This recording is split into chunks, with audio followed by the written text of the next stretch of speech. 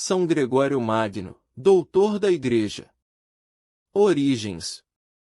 Gregório nasceu em Roma, no ano 540, em uma família patrícia, conhecida como Anici, de grande fé cristã. Ele prestou muitos serviços à sé apostólica.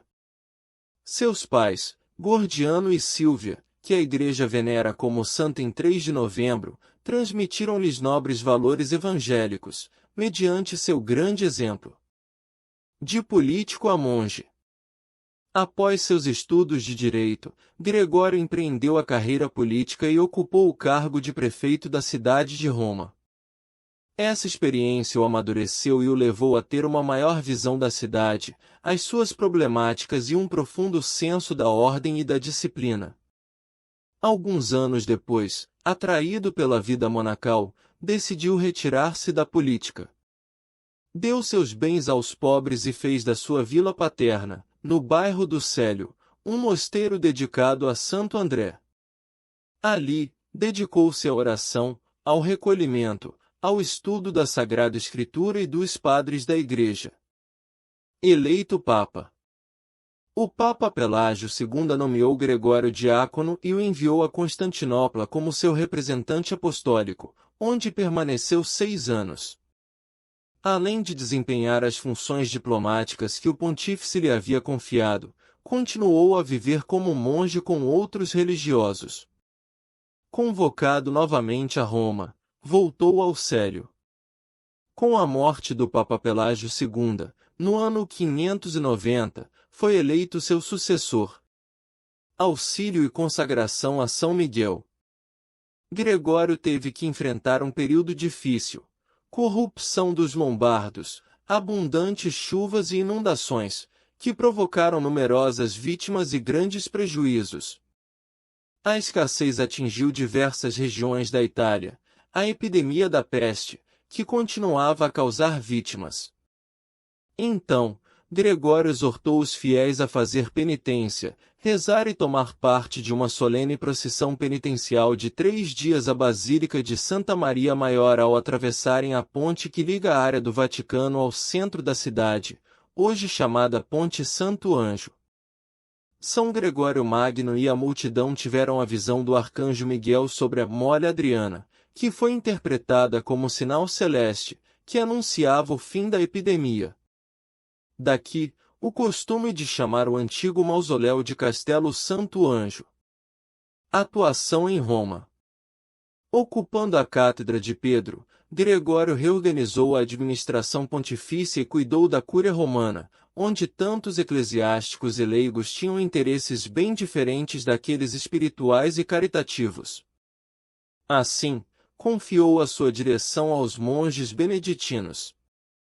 Reviu ainda as atividades eclesiásticas nas várias sedes episcopais, estabelecendo que os bens da Igreja fossem utilizados para a própria subsistência e em prol da obra evangelizadora no mundo.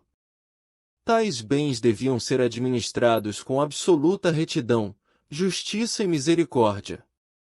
Gregório ofereceu seus próprios bens e testamento à Igreja para ajudar os fiéis, comprou e distribuiu-lhes trigo, socorreu os necessitados, sustentou os sacerdotes, monges e claustrais em dificuldade, arcou com resgates de prisioneiros, trabalhou por armistícios e tréguas. Deve-se a ele também as táticas políticas para salvar Roma, esquecida pelos imperadores, e os tratados com os lombardos para assegurar a paz na Itália Central. Estabeleceu relações de fraternidade com eles e se preocupou pela sua conversão. Enfim, organizou missões de evangelização entre os visigodos da Espanha, os francos e os saxões.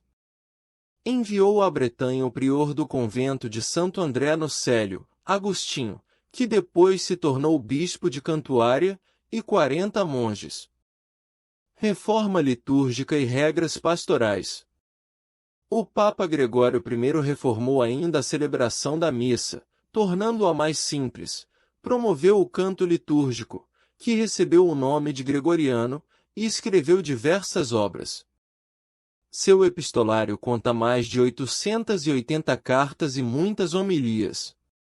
Algumas de suas obras famosas, Magna Moralia in Iob, comentário moral sobre o livro de Jó, onde afirma que o ideal moral consiste em uma harmoniosa integração entre palavra e ação, pensamento e compromisso, oração e dedicação aos próprios deveres, Regula Pastoralis, que traça a figura de um bispo ideal, insistindo sobre o dever do pastor de reconhecer, todos os dias, a sua miséria, e, por fim, dedica o último capítulo ao tema da humildade.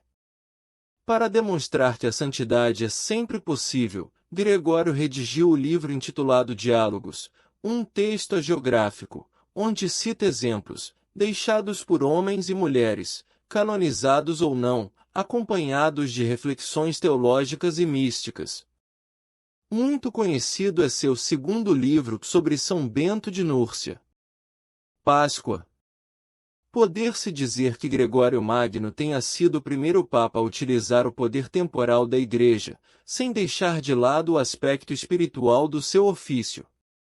No entanto, permaneceu sempre um homem simples, tanto que, nas suas cartas oficiais, se define Servui Servorum Dei, servo dos servos de Deus, um apelativo que os pontífices mantiveram no tempo. São Gregório Magno morreu em 12 de março de 604, e foi sepultado na Basílica de São Pedro. Minha oração. São Magno, grande Papa e doutor da Igreja, ao mesmo tempo homem simples e de grande espiritualidade, ensinai aos líderes de todas as áreas da vida a seguirem o exemplo de Cristo, servo de todos e em tudo humilde. Também, faça de nós seus imitadores. Amém. São Gregório Magno, rogai por nós.